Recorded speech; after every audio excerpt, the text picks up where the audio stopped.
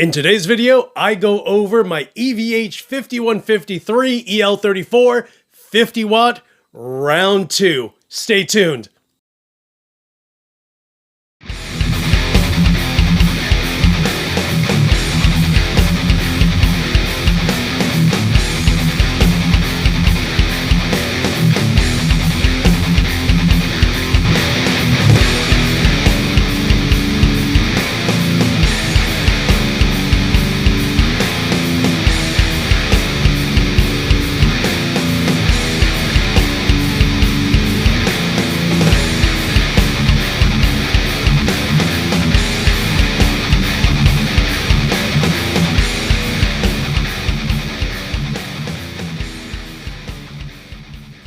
What is up, you guys? It's your boy, Torres.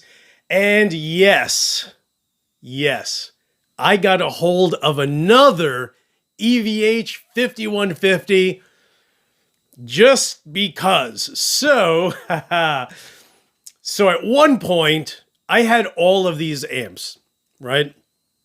And at one point, I decided, or kind of convinced myself, that I needed to get rid of some amps because I had kind of gotten rid of a few pedals that I just wasn't using. So I decided, let me unload a few things. So the few things that ended up going onto the chopping block, actually I had a few things on the chopping block. My Bogner 412 Uber cab, that sold.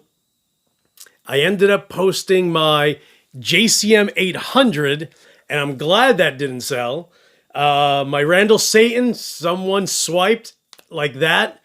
And so did the EVH 5150. But funny enough, and it's interesting because I've been chatting with a few owners of the Randall Satan, and I kind of was like, hey, you know, I got rid of my Satan, but I was kind of okay with it, and I had more of a problem with my EVH. So with my first round of my EVH, I bought it from someone who got it as a gift from their mother-in-law.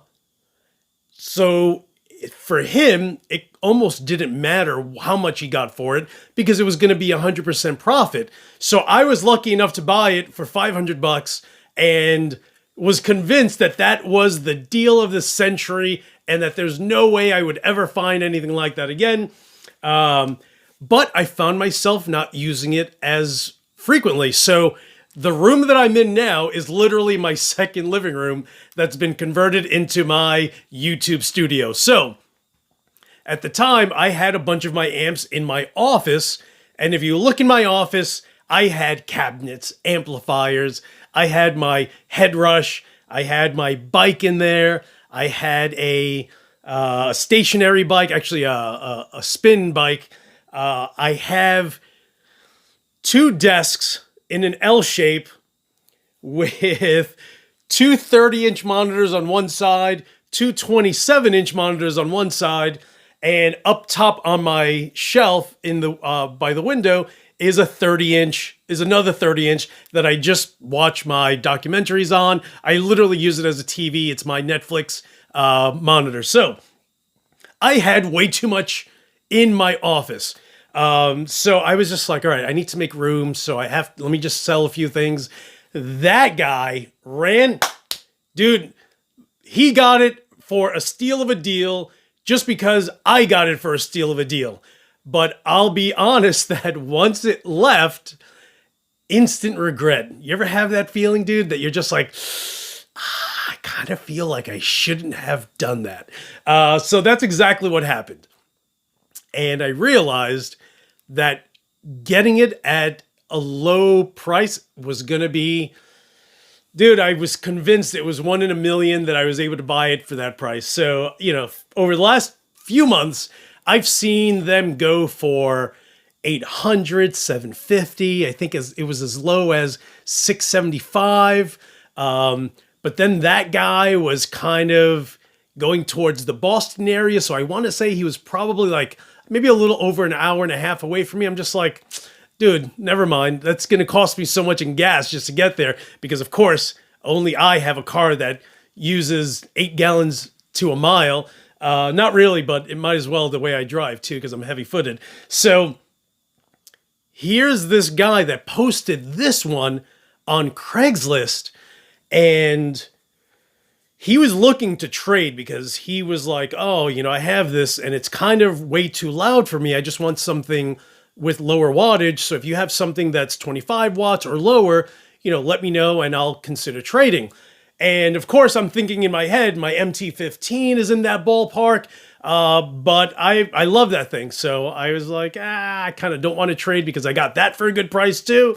So, you know, I reached out to the guy and I'm just like, you know, my typical line is, how much would you take right now for a sale today?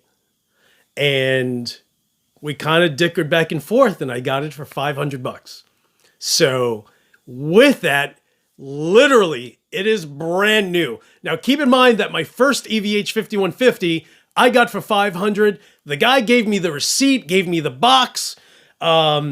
This guy had the box and was like, do you want the box? And I was like, no, I'm fine, because I had the giant box before and it was way too crazy. And I actually think that I have the box from the first one. I think it's just kind of underneath a bunch of other boxes. So needless to say, I met up with him. The guy lived like 5 miles away from me. I was just like, dude, do you know where this McDonald's is? He's like, of course I do. I'm like, okay, I'll meet you right there.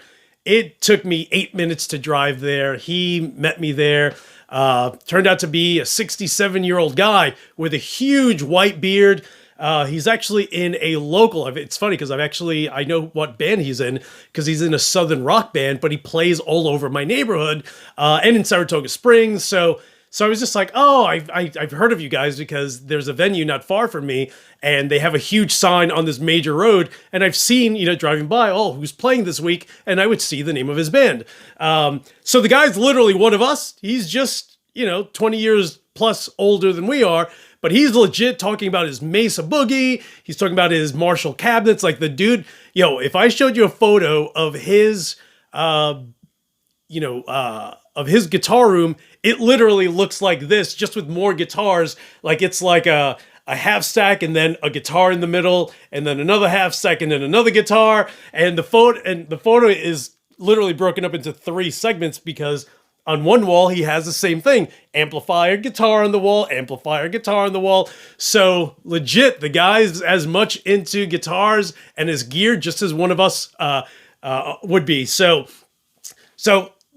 again, EVH 5150, 3 EL34, mint condition, $500 with pedal and